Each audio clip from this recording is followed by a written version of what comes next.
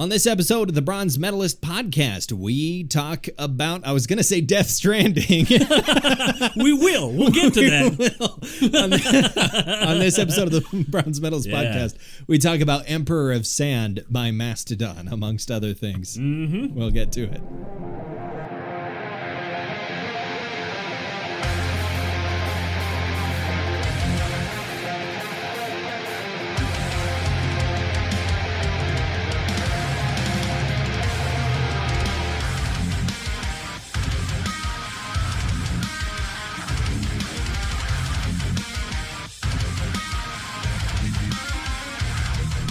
Hi, everyone. Welcome to another episode of the Bronze Metalist podcast. I'm Kayle. I'm OJ. And we're two professional broadcasters. We like metal, and we like to talk about it. Today's selection from 2017, the album Emperor of Sand by Georgia-based, just straight-up heavy metal band. You know, even though they say they're not heavy metal. Yeah, they have said that.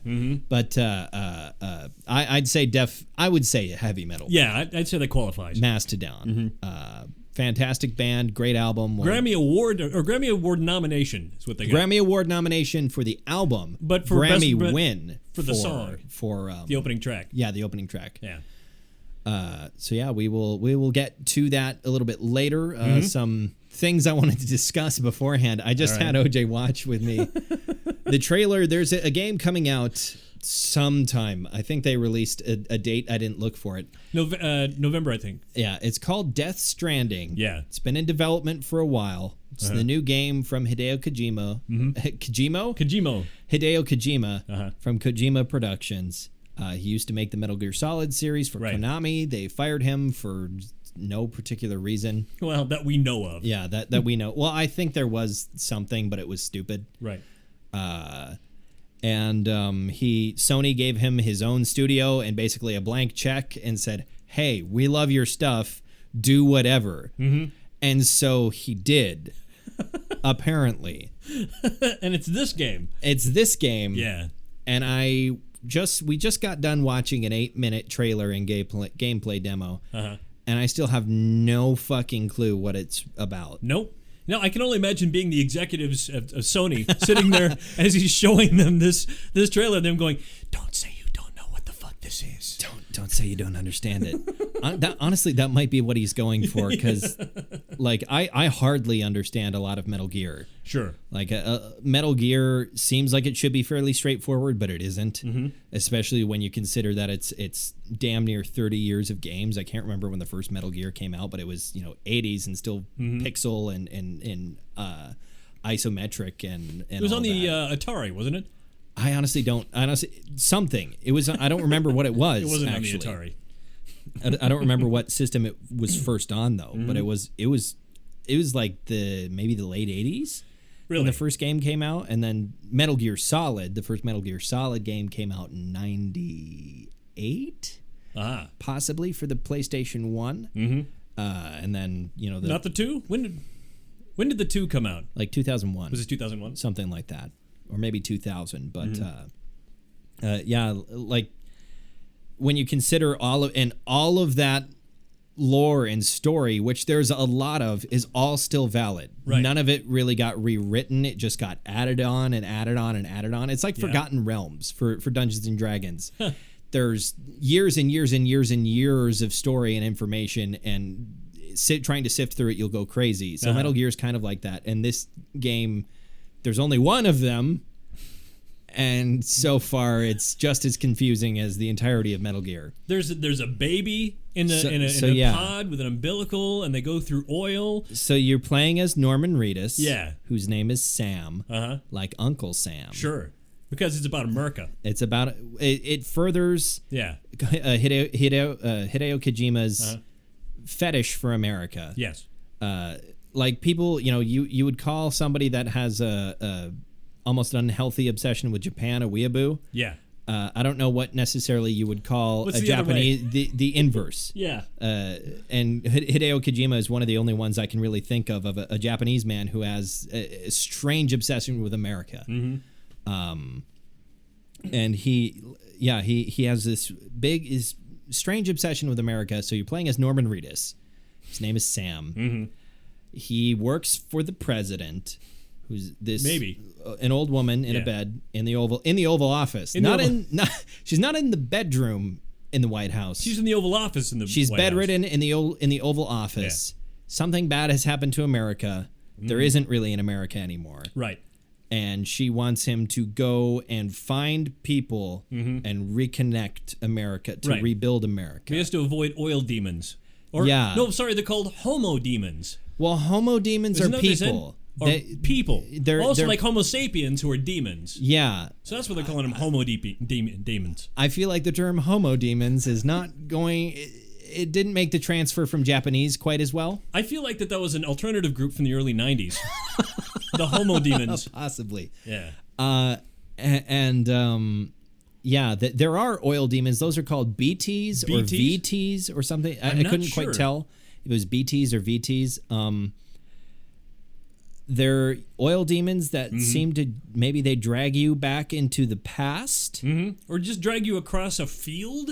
Or perhaps. Something. Well, because when he gets attacked by them in the trailer, the next scene is a first-person thing of him in the trenches in World War I. Right. And it's sort of spectral. And then Mads Mikkelsen, who was at the start of the trailer holding us, I guess, as a baby. A baby?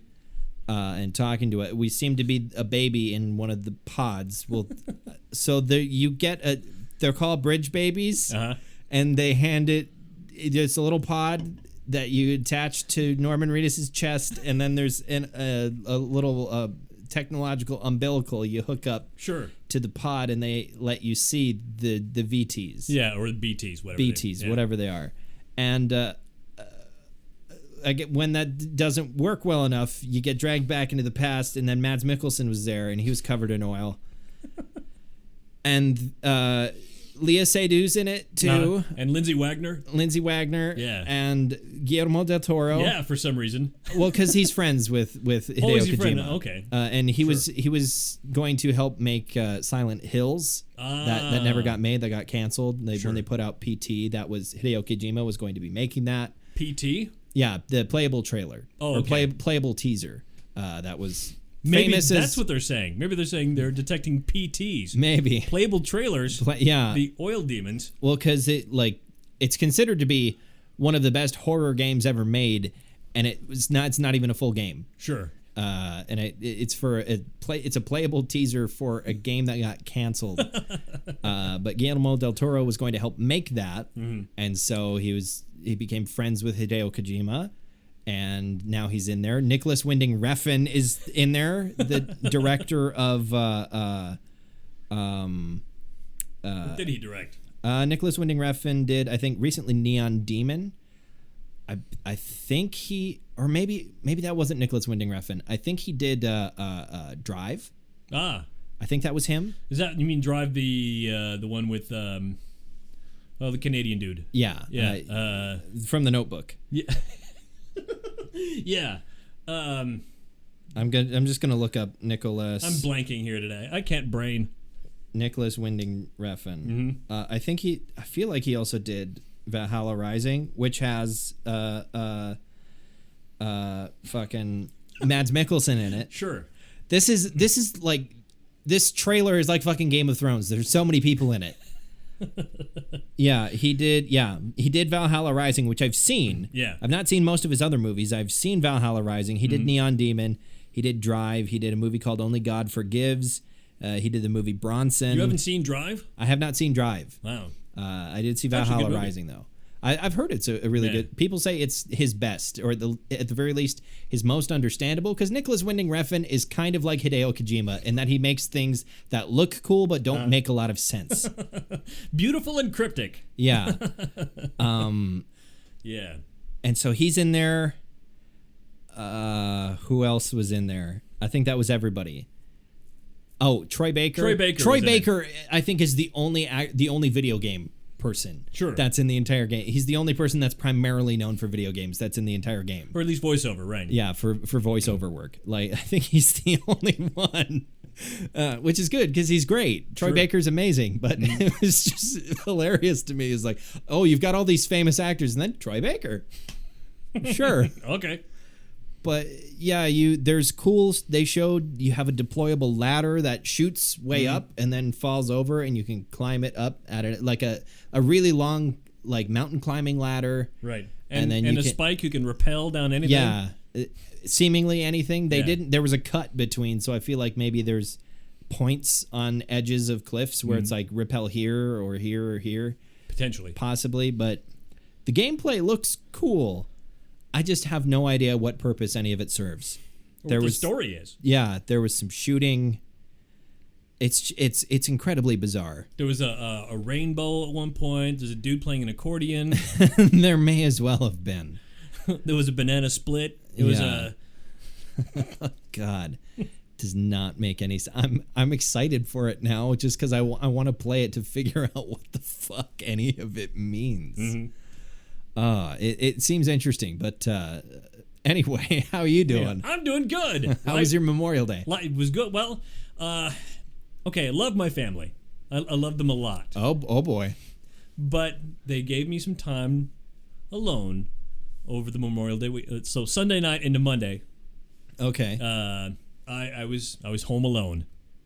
I see. I was home alone. I binge watched television programs. Oh, that's how you managed to watch all of Parks and Rec. Yes. Because you mentioned that to me last week. I'm rewatching Parks and Rec. Oh, okay, that'll take you a little while. And then yesterday, when he came back from the break, he was like, yeah, I finished watching Parks and Rec. I was like, holy shit. That's a lot of television. I also started watching that Netflix show, Jailbirds. And how is that? How are you finding that? I didn't think I was going to like it, but it's very addictive. It's like a documentary style. It's women in prison. I mean, it actually is a documentary. Yeah. And you get to know these women in prison in Sacramento. It's reality television that feels like reality. Yeah.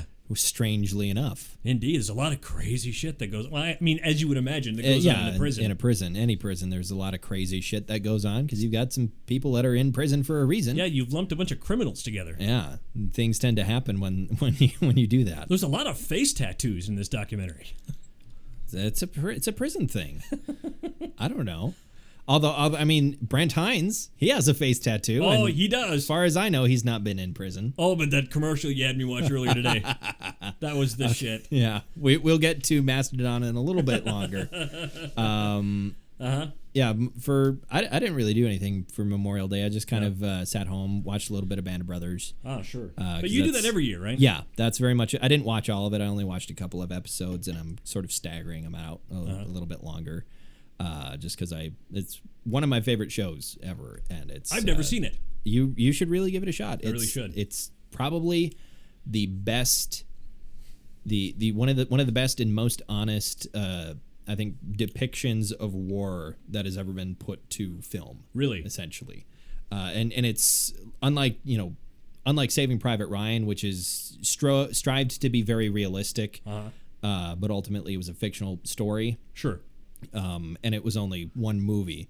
Here you get, a series. You get 11 hours of time with these people who were real and did these things. Right, you're actually getting stories from the guys who were there. Yes. And there is interview segments at the beginning of every episode with the men of Easy Company. You don't find out which ones are which until the last episode, though. Right. You just see these, elderly gentlemen talking about the war, and they don't necessarily tell you who they are. I wonder if they're still around. Some of them still are. This was in Band of Brothers came out in 2000. Okay. For the longest time, I didn't realize how old it was because it looks so amazing because it's all on fucking film. Sure. It's all on proper film, and it's aged really, really well because it's all practical. There's very, very sparing use of CGI, and they tried to use as little of it as possible, so it has aged really, really well. Nice. And it's amazing. It's one of my favorite shows. Episode 9, I think was one of the first times since I had been, a teenager, being a kid and certain things that made me cry, but like seeing that as a teenager, that was one of the first things I had seen on television or in a movie that made me cry. Wow. That made me like really genuinely emotional. other the other thing, when I was 6, the first time I watched Castaway, when he loses Wilson, that one, that one, if anything, hits me harder now than it did back then. Really? Yeah. You know, local grocery store charged me $110 because of that movie. How late was your rental? It was eternally late because was that their ceiling? Yeah, that was the cost of the videotape. $110. Right, because I don't remember what was going on in my life at the time, but it was brand new. It was a new release, and I rented it and I watched it, and I think it had something to do with my ex-wife or something on the phone. And I grabbed the nearest thing I could and I smashed it against the wall. Oh. and it was Castaway, starring Tom Hanks. Poor Castaway. Speaking of Tom Hanks, executive producer on all of Band of Brothers. Really? Yep. Playtone. I think he also did the screenplay for a couple of episodes, possibly, and directed a couple of the episodes.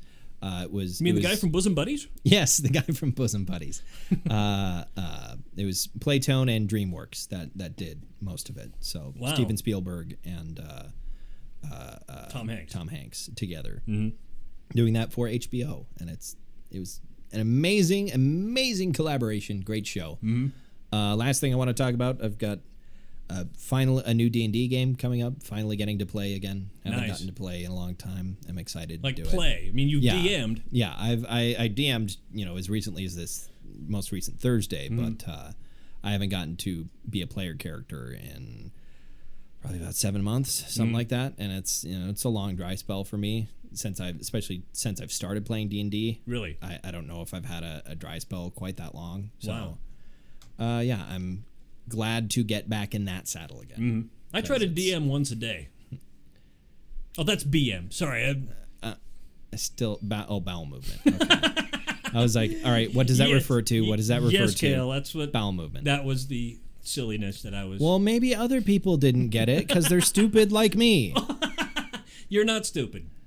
No, he wasn't looking at me, so he was talking to you, dear listener. He didn't look at me when he said that. He was looking out the window. So you're not stupid, but I am. No, you're not. Okay. What beer do we have here today? We have Voodoo Ranger Juicy Haze. I'm IPA. Juicy Haze. Oh, yeah. I'm here to quench your thirst with an IPA. Yeah. I feel like Juicy Haze is the eccentric younger brother of Rutherford B. Hayes. Rutherford B. Hayes or Isaac Hayes. Could be as well. It's a possibility. Yeah, it's a New Belgium. The people make fat tire. Yes. So, and there's a dude with a skull, and he's got a ranger hat on. Indeed. Is that a mushroom? No, that's an acorn, I think, on his hat. On his hat, there's a feather and a badge of some sort. But the badge looks like a mushroom or something. Potentially. Or is that a little penis? Or it actually kind of looks like a one of the from Mario Brothers from one of the a toe. It's a 1-up. A 1-up? Well, that's still a mushroom. That's still a mushroom. Yeah, it's good stuff. I mean, it's an IPA, so it smells like an IPA would smell like. It does, and it's juicy. It's juicy, very juicy.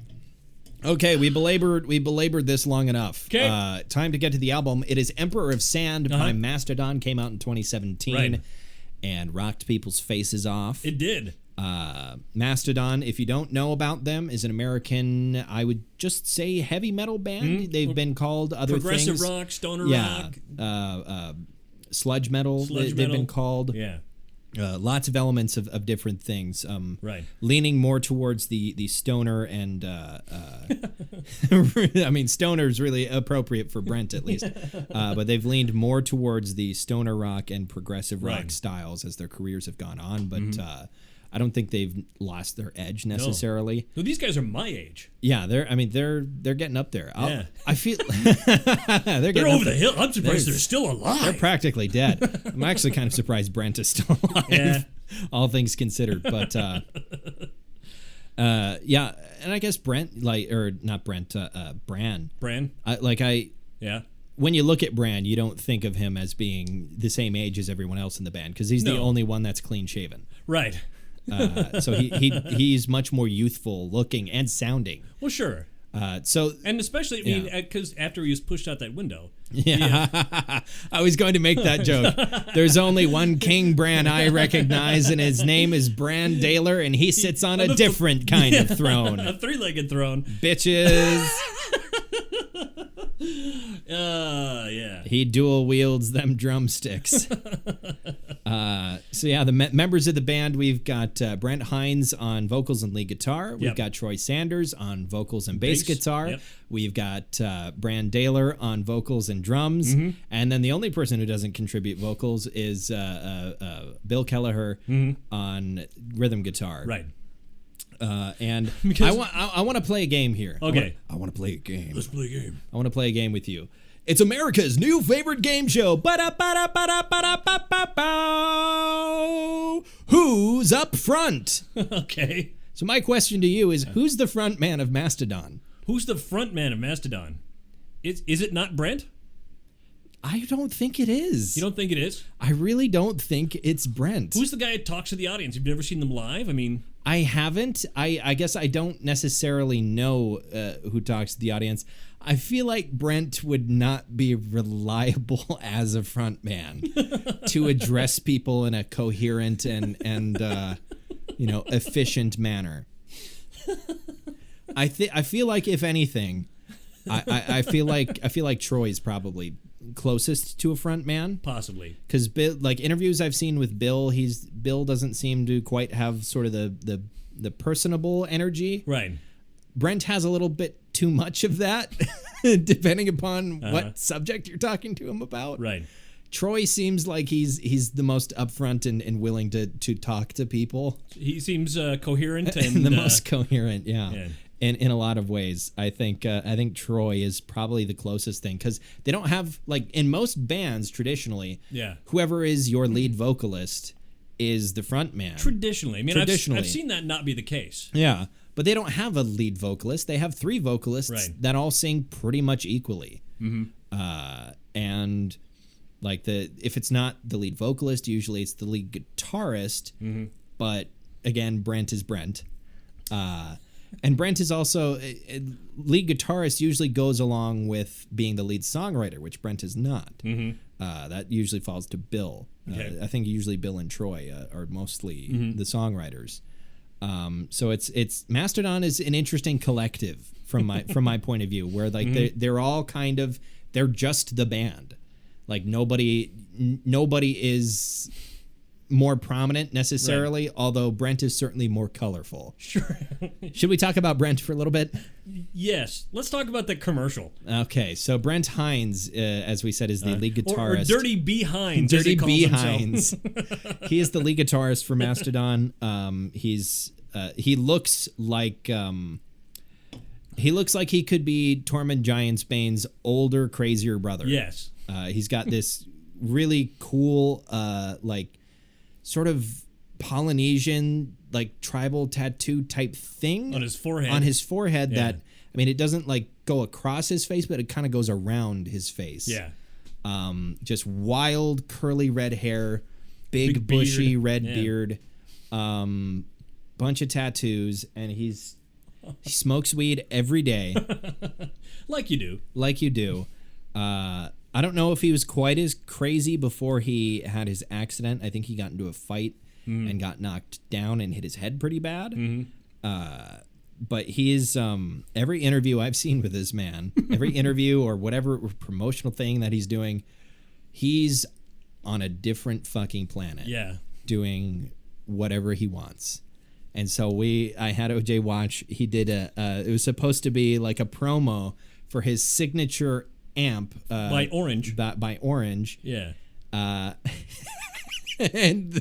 I mean, it was supposed to be funny, but the director behind the camera is just trying to wrangle him into actually talking about his amp. Right, and he's not keeping it together. And like the thing is even if that was set up, which I'm pretty sure it was, to some extent, I don't think they needed to work at it at all to get Brent to act the way he did. Because there was another interview I saw where he was at NAMM, I think demoing like a signature guitar or something, and this woman was trying to interview him, and he immediately, the first sentence out of his mouth was like, I like horses because you can chop them up and make them into sausages. Bunch of little horse sausages. I want to try those. That was the first sentence out of his mouth. And that wasn't regarding the question at all. Oh, not at all. And the woman is just sitting there like, okay, well, that's nice. Just like trying to figure out where to go from there. When they were at the Grammys for Emperor of Sand, Brand showed up. He was wearing this amazing suit that was like seafoam green and covered in balloons. And then Brent was wearing a complete LA Dodgers outfit.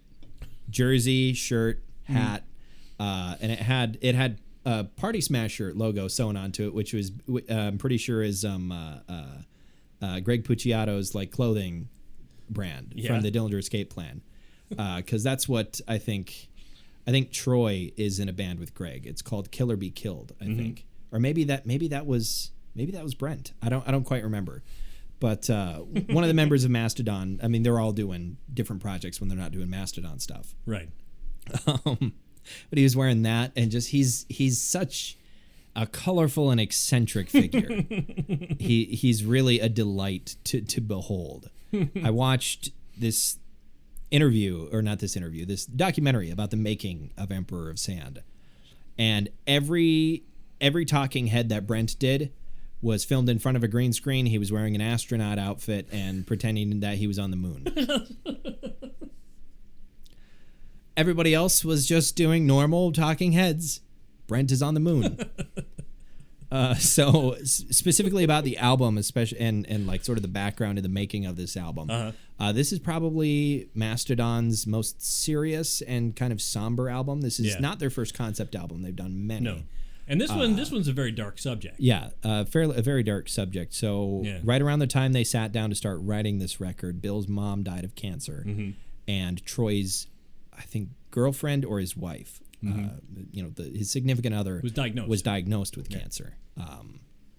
And so there was a lot of that going around for them at this time, and they're just decided that's what the album was going to be about in a metaphorical manner. It's not direct, other than there is one line which refers to your malignancy, and that's one of the most clear moments on the album where it's like, oh, this is about cancer, right? And it's not a depressing album. No, it's not. I think by not. any means. It's very much very cathartic, and I think very inspiring and sort of uplifting album.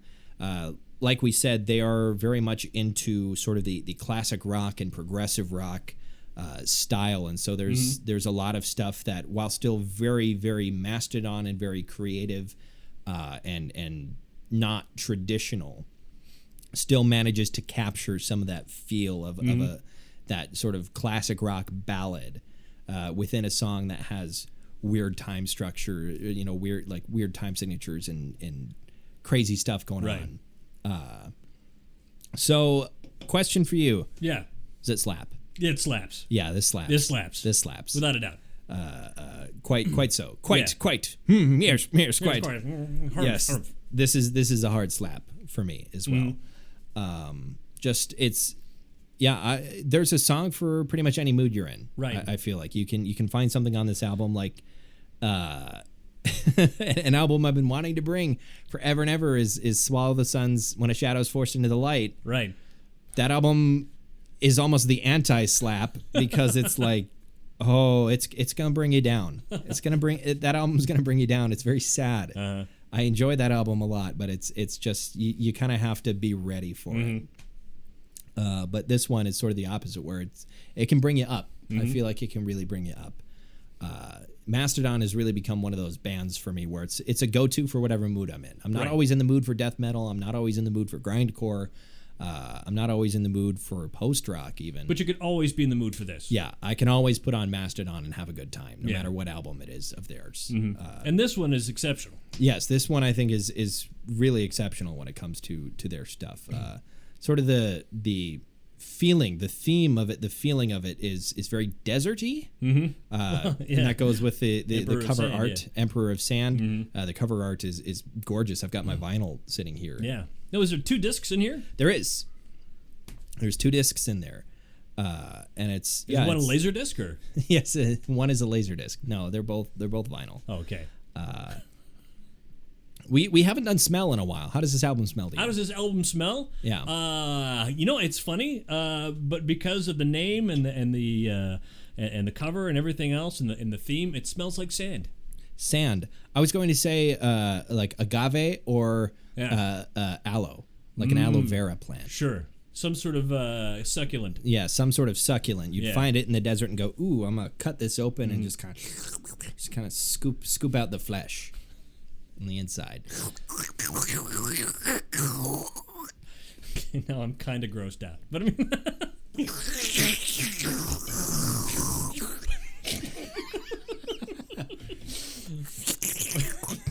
All right. That takes me back. Anyway. Oh, God. I'm going to cut some of that. I should cut that out. That's too fun. That was dumb. What is your score? My score. So the score I found, it did have a Metacritic score, which said 78, and I went and looked for 78. Yeah, I was kind of surprised by that. I went and looked for other reviews, and they had a list of them on Wikipedia, and I added those together, and it came out to be the same as the Metacritic score, basically. Really? Because that's what Metacritic is. A high C. A high C, yeah. I feel like this deserves better than that. Yeah, me too. I really do. Because there was a couple like 3.5 out of 10s and not out of 10, out of 5s. 3.5 out of 5s. 3.5 out of 100, sewer. Yeah, I like this album much better than that. I feel. Yeah, this is one I'd already listened to. Yeah, normally you say, hey, we're going to do this album. Yeah, I go, this brand new thing. Here you go. That? Yeah. I mean, I listened to it again just because I wanted to. Refamiliar. Yeah. Refamiliar. I haven't finished a beer. I've hardly gotten into this one. It's awesome. Yeah, I really enjoy this. So, speaking of enjoying it, what is your favorite song? The song that's been going through my head since I listened to this and is still going through my head now is Steam Breather. Steam Breather is a really good one. Yeah. I had a really hard time deciding. I like so many of these songs. Yeah. I think I'm going to have to go with Roots Remain. Yeah, which, that's a great song. Oddly enough, yeah, I was looking at the list of songs on my vinyl. Yeah. It's not on there. It's not. Yeah. Why is it not? I don't know. It's on. It's in here though, right? I mean, isn't it just not listed on the jacket, or is it not on the album at all? I don't know. It's not listed on the jacket. I mean, I've listened to it all the way through. I wasn't paying attention to what song was playing when. Yeah. You just take out the vinyl, take a look at the, take a look at the disc. Yeah, take a look at the disc and see if you can tell from the grooves what song it is. I'll smell it. Yeah, it's right here. Yeah. Yeah, Roots Remain. I don't see it on. Maybe they didn't have room. Really? I don't know. Those are some sad lyrics there. Yeah, those are some sad lyrics, but I think I really, really like the guitar solo at the end. Yeah, I like the guitar solo at the end of the album too. That is also phenomenal. Jaguar God was on my list of favorite songs. Some of the other ones I put was Ancient Kingdom. Yes. And then Andromeda. The song, who's the one? The guy from Neurosis. Scorpion Breath. Is it Scorpion Breath? Scott Kelly from Neurosis is on this album, as he has been on every Mastodon album since Leviathan. Yeah. Yep. Ever since Leviathan, he's had a featured part on a Leviathan, or not a Leviathan song, on a Mastodon song on every one of their albums since their second one. Mm-hmm. And so he showed up, and it was just him and Troy. Doing their thing. So the sort of the vocal variety on this album, there's a lot because they have 3 different singers and they each have very distinctive styles. Mm-hmm. You can always tell who's singing when. Bran is the drummer, and he used to not sing all that much, and then apparently he was hanging out with Brent one day and started singing something, and Brent was like, "Why don't you sing on our stuff? That's great." And Bran was like, "Well, because I'm a drummer. That's difficult." It's like, fuck that shit. You're singing. And so Bran has the most use He has the most youthful voice, I think. Right. Well, he's the youngest guy in the band. I think he was born in '75. I want to say one of the he's only younger 44. guys. Yeah, he's only a year younger than you. Yeah. But yeah, Bran is Brent is a few weeks older than me. Yeah, Bran is. He's definitely got the most youthful voice. Probably the sort of clearest, the highest, I'd say. Kind of almost the poppiest voice, I would call it in a way. Mm-hmm. And then you've got Brent, who I'd compare his vocal style to an American Ozzy Osbourne, basically. Yeah. Brent does occasionally do like harsh vocals and whatnot. Mm-hmm. It's kind of hard for me to tell on this album, at least, what is Brent, because Troy is usually the one who does some of the majority of the harsher vocals when they show up. Right. There's not a lot of those on this album, but Troy's regular singing voice is a very throaty and sort of bassy and kind of growly metal singing to it. And so you've got this great variation where between, like, you always know who's singing and who's singing what, and it always feels right for who should be singing what. It always feels like, Brent should be singing that part. That works. And Bran should be singing that part, and Troy should be singing that part. Like, it always works. And it's you would think it would get to be too much if you have three vocalists, but it's if anything, I wanted more. I'd like to hear them all sing together. I think there was a couple times where they did harmonies on here. Not too many of them, but I think there was a few. I don't really recall. It would have been it would be nice to hear them all sing together, like barbershop, barbershop style. Yep. They recently, the other week, they put out a cover of "Stairway to Heaven." That was awesome. Yeah, I listened to it too. It was really good, and I think that was all Bran. Really? It was. It was all Bran on the vocals. So I haven't watched a live video of them performing stuff where Bran sings all that much. I've watched live stuff of them doing like earlier Leviathan songs, and they did a show in this really small bar or something that I think Kerrang owns, and they were playing all of the songs that have Scott Kelly on them, and Scott Kelly was there. So Bran doesn't sing on, I think, any of the songs that Scott is on, because those are the heavy ones, because it's Scott Kelly, and you've got to do something that's heavy and foreboding, because that's how his voice is. Right. But yeah, apparently he pulls it off, drumming the way he does, because Bran is fill heavy is the word that I've heard associated, or the term I've heard associated with his drumming style. He loves a drum fill. Yes. He has lots of drums in front of him, and he wants to play all of them. Phil Heavy is my tax attorney. I'm Phil Heavy. But yeah, he's got all those drums in front of him, and he plays every one. Yeah, he uses all the toms and all the cymbals. He uses all of them, and I like that. Yeah. I get bored with very sparse drumming. Yeah. It's like there's a place for it. Yeah, there is a place for it, but for me, like a good drum fill is where the personality comes through with the drummer. That's what starts to make it feel unique. It's that, because if you're not going to put any personality into it, why do you have a drummer? Just use a drum machine. Sure. So yeah, I really like his drumming style. It reminds me a little bit of a slightly more put together Ben Collar from Converge, because Ben tends to just go a little too nuts sometimes. I really enjoy Ben's drumming style, but maybe it's just the production on Mastodon stuff is usually just so good. Yeah. Like, that's another thing about this album. Good God, the production. Holy shit. It's so seamless. Well produced. Yeah. It's perfect sounding. This might be one of the best sounding albums that we've listened to on the podcast at the very least. Like as far as just the production sound. Oh, it sounds great.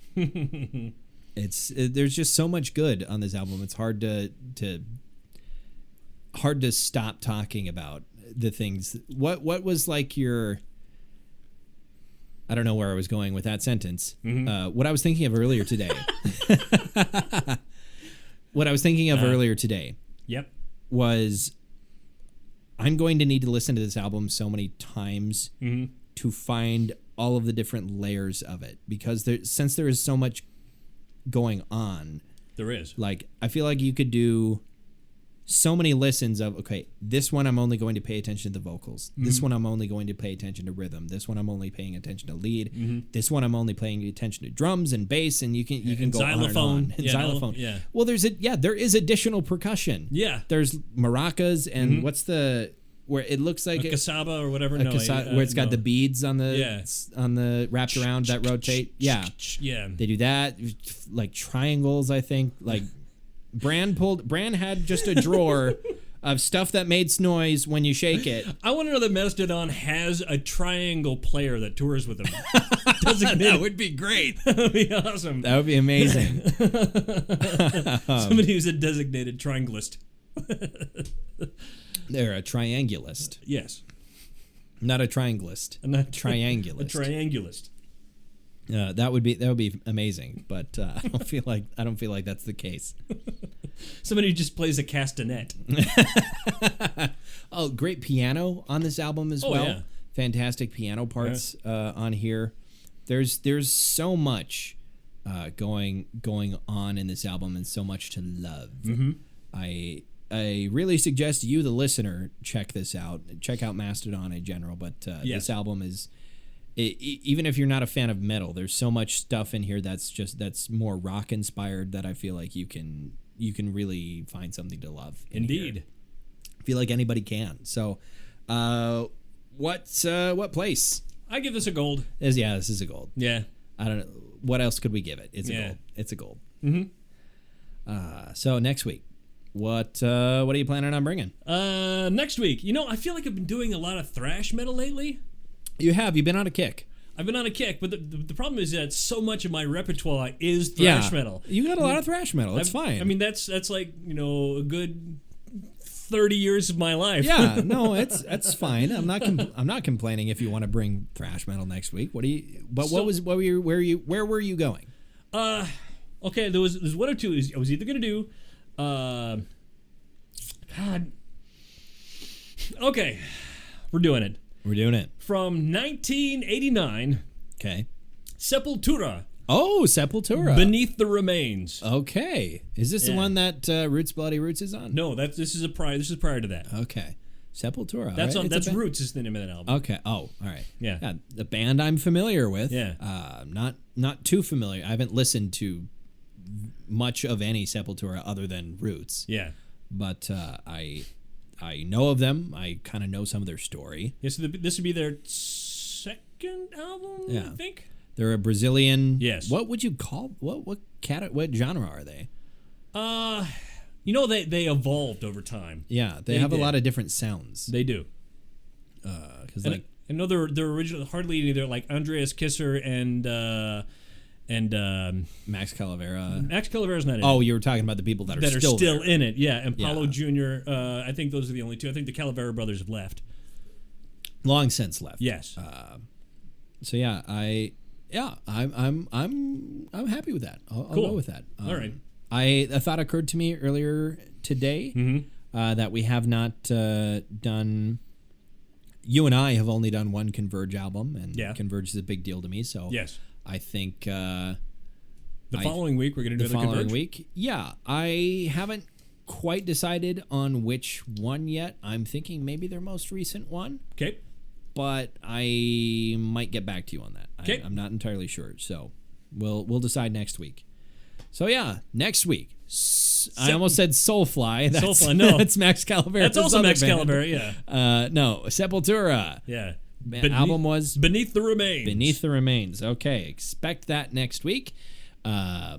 If you are going to be tuning in next week, you should be following us on our social media pages. We're on Twitter. We're on Facebook. That's what we post our stuff on. So if you see our posts and you think other people should listen to us, you can share those posts with your friends and say, hey, I like this. Maybe you'll like this. That would really be nice if you did that. Thank you much. Appreciate it. Thank you. You're awesome. Thank you in advance. You're great.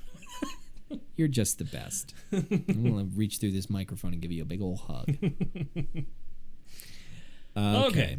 So, Thank you for listening to another episode of the Browns Metalist podcast. I'm Kayle. I'm OJ. Congratulations. Normally we clink bottles here, but they're in cans. We have cans, yeah. So you don't want to hear our cans clinking, if you know what I mean. Yeah.